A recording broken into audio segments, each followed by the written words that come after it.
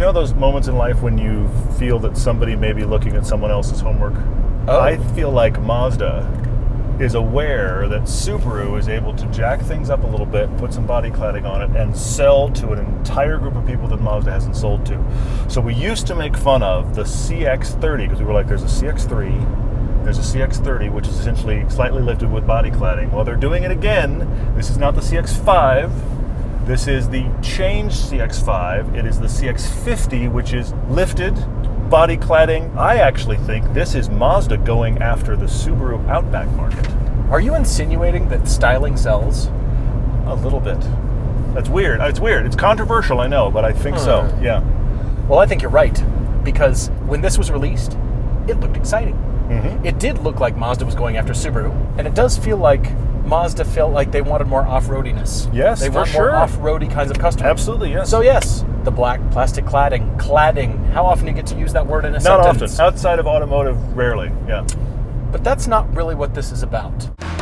Great cars, great roads, and all the reasons we love to drive. TV, web, and podcast. This is Everyday Driver. I don't think this is going to go off-road any more than a CX-5 is, or any other Potentially SUV true. in Yeah. this category. Yeah, It does come down to style, but ultimately it comes down to how do you like the passenger space, and how do you like how it drives. Yeah, it's got Apple CarPlay, wireless Apple CarPlay, and all the little features you look for. But so does everybody else. True. And for the first time in a very long time, I feel like Mazda phoned it in.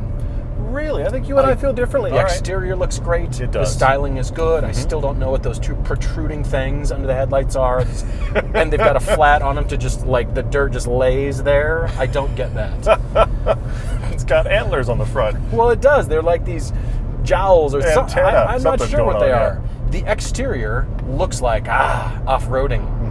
But nowhere on the mechanics of the vehicle does it suggest, like, we've got a locking diff or a transfer case, True. or underbody protection or something like that. We that have an would say- off-road mode. That's it. There, nowhere else Yeah, okay. does it say, like, okay, we've got, it doesn't even come with knobbies. Like True. 18s with some knobbier Yeah. and the suspension. Just the cladding that people will say, you know what, that looks like a canoe, outdoorsy, take to the beach, put a roof rack, bikes Yeah. in the back. That's fit all the press photos. Name the boards from any sport. Put the boards in. Yep. E-foils. You can take your e-foil back here. How often have you heard e-foil in a car Yes. review? That may be a first. The thing about this is a revised CX-5, and I need to acknowledge right now that the CX-5 is one of our absolute favorites in this market. Yeah. The 5-seat, mid-size, not that expensive SUV. We just say to people, get the CX-5. It's very, very good. This is a revision of the CX-5. It's not a complete rethink, though it is the first car from Mazda to come out of their Huntsville, Alabama plant. That's interesting. Okay. But this is longer, lower, wider, which you never associate with SUVs. That's not how an SUV is built. No. That's a sports car thinking. It's got a long hood on it. Look at this thing. This is longer, lower, wider than the CX-5. It also has a little bit more ground clearance than the CX-5, and it also tows a bit more than the CX-5. The CX-5 tows does. 2,000 pounds. This will do 3,500, which is a pretty big jump. Now, that also means 3,500, not 5,000 or 7,500, or you're not towing anything legit Right. with this, but all of your outdoorsy gear is perfect for this.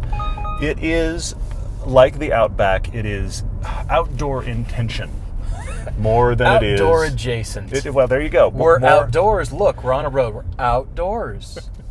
We're going to all go know. find some outdoorsiness. We are. We all know that this is going to be driven mostly on roads. Mostly like this. 95% on roads. And it does feel a bit different than the CX-5. Is that dirt? We have specifically found something that is off a road. Are you So, sure? Hang on, Are you sure? hang on. Off-road mode. I know that because it is brown. It's not code brown. Brown mode. like dirt. Yeah, there you go. Sport mode is red. Off-road mode is brown. It's actually got good power. 256 and 320 pound-feet of torque. Which is this same engine in other specs. It is the 2.5 liter that they put in the CX-5 in both naturally aspirated and turbo. Guess how it's available here? Actually, for the segment, is pretty far It's up solid. there. It's solid, yeah, for Which sure. is good. And the backseat space is good. The people space in here is good. But look, we're on a dirt road that is pretty much the extent of what I expect people to do with this. Fire roads, yeah. Rocks the size of your fist would be like, ooh, is there a button for that? No, there I don't isn't. have a rocks the size of my fist button. It's weird. There isn't. Baseball gravel, There's that's no not suspension. here. Like I said, no underbody protection. yeah. Nothing that would suggest off-roady except for the plastic on the outside that kind of mimics an ATV. Subaru has gone full cladding on their models. They And have. I want to remind all of us that Subaru was a rally champion for decades with no cladding on their rally cars. That's true. So it's hysterical to me that cladding is now the thing that we all need for off-road.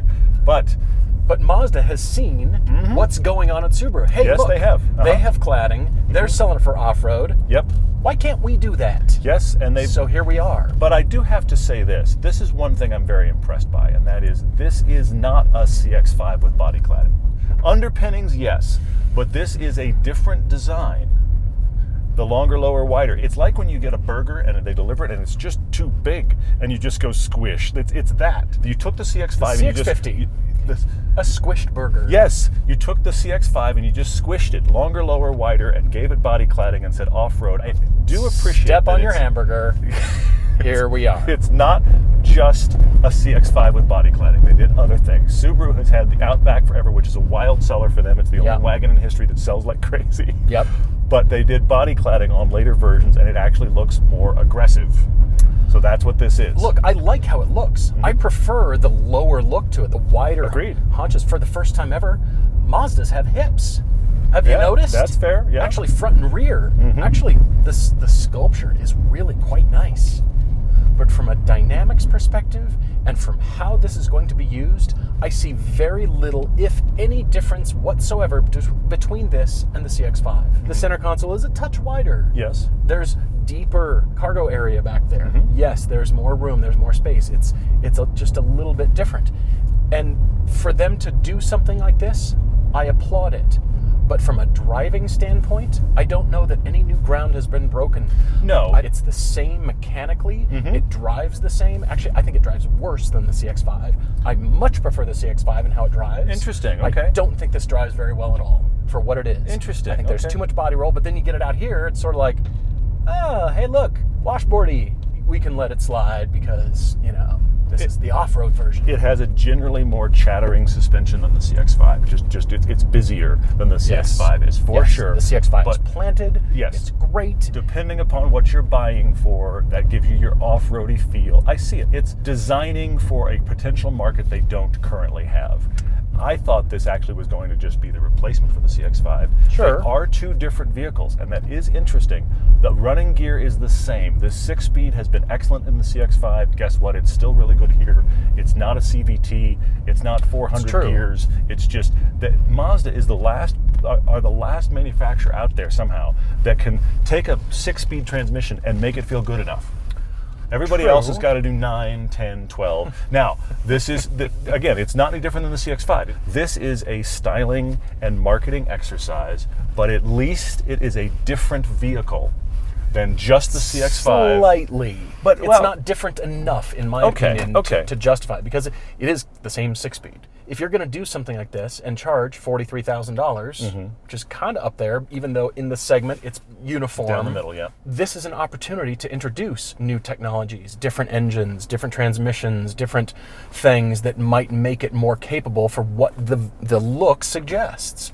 It's too close to the CX-5 for my interesting. taste Okay. to justify your dollars. And for how much off-roading you can do in the CX-5, it's about the same in this. This doesn't break new off-road ground mechanically. Definitely not. No. But it suggests that it does, and maybe that's all people need. This is the work boot that you can wear to a nice dinner, and the CX-5 is the dress shoe that you can wear outside. This is the work boot with fur They inside. are directly overlapping each other, but splitting a bit. It's like the two circles that do this. That's what they are. I am surprised that it actually is this interesting design. It's And interesting. You want to talk about the vent? Yes. There are vents. The vent. But there is a vent here that is quite questionable. The instrument binnacle is cool. It's excellent, Yep. actually. The vents are very driver focused. I mean, that should solve your blast cold air at my face desires. They're doing good. Right? Yeah, they're doing good. Uh-huh. But then you move to the middle, and you have a strip of Pretty cheap looking plastic. Uh-huh. And there's this randomly placed vent. And you know, if you look at the layout, well, you've got the HVAC system and a screen, and it drops away into a shallow divot in the dash, trying to not look so stuck on, even though it still kind of does. The screen is plenty big enough. It's great. It's a good screen. Apple CarPlay, wireless. It's wireless, Auto. and the CX-5 has been wired forever. This is a wireless Apple CarPlay Android Auto, which is very nice. Screen's very clear. But this center vent doesn't line up with anything. It doesn't line up with something in the screen. It doesn't line up with the center line of the car. Nothing down here. The glove box shut line. Nope. It has no reference point. It has no reference point at all. Is this mostly for me and some for you? Do we share, do we slide it back and forth? How do we divvy up the air that's coming out of here? Why not make the interior more interesting? It's almost like Mazda designed this to put your feet on the dash. Don't Bugs do that. me, drives me up the wall. It's actually kind of scary. It looks like they designed it to be wiped out. Clean and simple, but it doesn't feel very Mazda anymore. It does feel like the cheap version. They kind of tried to get by where we've loved Mazda for how much you feel like you're getting. It feels like an expensive car, and you paid, way less than you thought. This feels like I'm paying more for something cheaper. I don't care for it. That's so what we have learned here is that doing vaguely off-roady has hits no target for Paul. On-road, off-road, vaguely off-road. I'm not saying it has to be chucked 200 yards off a cliff, kind of block style. We're not looking for the TRX here. But from a style standpoint, again, they've introduced very attractive, interesting new exterior styling. Yeah. Where is that in here? True, that's the fair. vents are interesting, but otherwise, that's the same HVAC unit. The vent is odd to me. It doesn't even have a surround. He is odd. These others have a nice surround. Vent, look at me, vent. This is sort of like... There's a hole in the dash. Pretty much. I'm not convinced for the puffy dash. That's new to Mazda. The bloated kind of feel. Maybe that's for all your off-roading, so when you hit the dash, it's cushioned. You're going to be bouncing off the front of the instrument panel. That's what it's for. Maybe so, but the plastics don't feel high-end. They molded in texture that it feels kind of cheap. Interesting. I don't think they're justifying your dollars and staying what Mazda is known for now. There's a lot of others in this category that deserve your dollars too. Same features, same. So here's my question before you drive. Would you get this over an Outback, though? Because you clearly wouldn't get it over the CX-5, but would you buy it over an Outback? And for me, yes. I suppose I'd need to really discover my camping roots and you'd have to get a beanie and a kayak and a guitar, and then you could really dial in which one you prefer. Are Outbacks $43,000? Load them out, they are. Maybe. At that point, it just does come down to exterior style, and for that reason, I'd probably choose this because they do look better than the Subarus. But I don't know what this has that Subaru doesn't. Fair. And the Subaru has a dedicated all-wheel drive system that's one of the industry leaders. It's actually way better. Very good, And you can just bash on that Subaru. Can you bash on this? Maybe. We're going to do this. Make it Safari Eyes. Make it something awesome and charge $47,000. Yeah, it's more expensive, but look what you're getting, and you can do more off-road kinds of things. All right, well, you have to drive it. Styling sells. Yep, you have to drive it, see if you feel differently. I do.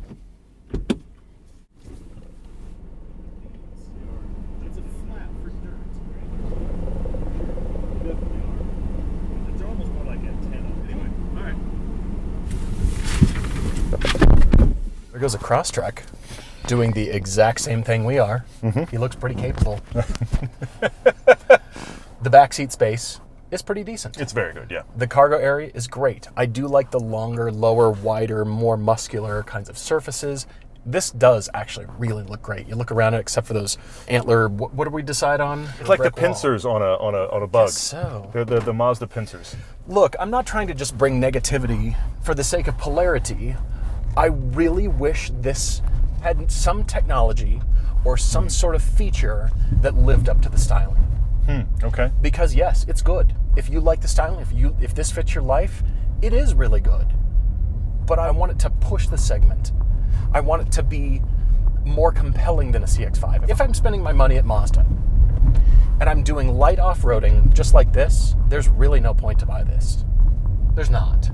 The CX-5 has plenty of power. It can do just this. Sure. Also has off-road mode. I feel like this drives heavier.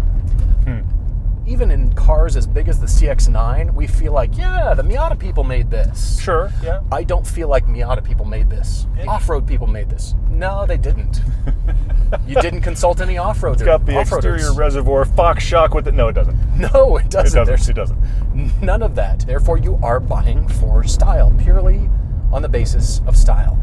And I feel like the suspension is too harsh. I feel like this drives thicker and heavier than it needs to be. It's not that light, delicate Mazda-ness, tuned and excellent. I definitely enjoy this more than you do, but that's interesting. I see where you're at. I want this. I wonder if we put it in sport mode for this thing, for this dirt road. Would we have more fun? Sport mode actually does listen to, pulling all the acceleration out of this engine. I was flying up an on-ramp earlier in sport mode. The engine is powerful. The paddles actually listen, which is good. I mean, this is a 6-speed auto. It's not any kind of dual clutch. The paddles listen well. It has all that interaction that we are used to from Mazdas. But I do agree with you that this feels bigger, like genuinely bigger than the CX-5. And I know it is actually a little larger, but like bigger in that kind of number truck way. Right. Yeah. And bigger is fine. Mm-hmm. Bigger has a market. People need bigger. Yeah. But then if it does something to go along with that bigger, like, the more off-road, it's lifted higher. But no, this has 20-inch wheels. We're passing the Crosstrek. They couldn't hack it. They couldn't. We want to go faster than a Crosstrek on this road. So there you go. They timed out. Yep. Done. If this sat higher, if it came with 18s, if there was an option to get 18s. I'm telling you, they're looking over Subaru's shoulder, and it's working Forester, very well. XC90. Yep. RAV4. Yeah, RAV4, Tahoe. No, that's a Denali. Yep. All of these can do everything. That Mustang can do what this just did. Fair. That's true. Can. Yeah, you're right. You're right. What's the point of this? Back to where this will spend most of its time. Yes. Its natural habitat, freeways. Yep. But this does actually have great power. It does. When you surprisingly dip in, good. Yes, it's really I agree. quite good. I've been consistently surprised by how well this thing moves. And maybe it's because I was thinking about it next to the Outback, which is incredibly capable and a fantastic use of space, even though the Outback is surprisingly large if you haven't seen one up close. Hey, look, a canoe on an Outback. I'm going to catch up to him. Proving my point, we don't have to go far before we see a canoe. I joke about it all the time, like nobody puts canoes. There's one. Hanging out on the freeway. Canoe. I mean, not the canoe. You're off on a totally separate tangent about the electrical canoe, right? The electric canoe. But this, I do like the engine and transmission in this immensely. I prefer it over what would happen in the Outback, even though the Outback has a superior all-wheel drive system. Yeah. And the engine is great. The transmission is great. It does feel smooth on roads. And you're going to like it. If you buy this, you're going to like it. I just feel like there's not that next Mazda thing, that standout that we've always noted about Mazda. You're used to Mazda defining their class, which they do with almost every vehicle, and this one doesn't for you. It doesn't. I see that. Yeah, I wish it did. Okay. Look at that. A canoe. A canoe. There's the canoe that this needs. Maybe we could borrow it for the review. I'm sure that there will be canoe options, and that's like a homemade rack too. I'm sure they will make canoe options for the CX-50. All of the marketing material was dusty dirt road with stuff on the roof. All of it was. Yeah. Look, I wanted to like this more. I just thought, it's the new CX-50. Of course it's going to be brilliant, just like everything else. And when it's not, like you said, if it doesn't define that class, I think that's a miss for Mazda. Interesting. This is probably a hit for any other car company. It's probably great. That's an interesting point, yeah. But not for Mazda. The people who built it. Okay, all right. Miata people didn't build this. Off-road people didn't build this. Highway people built this. The marketing department built this. I guess. With beanies and kayaks and big roof racks. Canoe, there it is. Back there. Built by marketing. Built by marketing. Step on your hamburger. I'm telling you, sometimes they show up and they're too big. You just got to squish them a bit, and then it's right. Squish out. You just,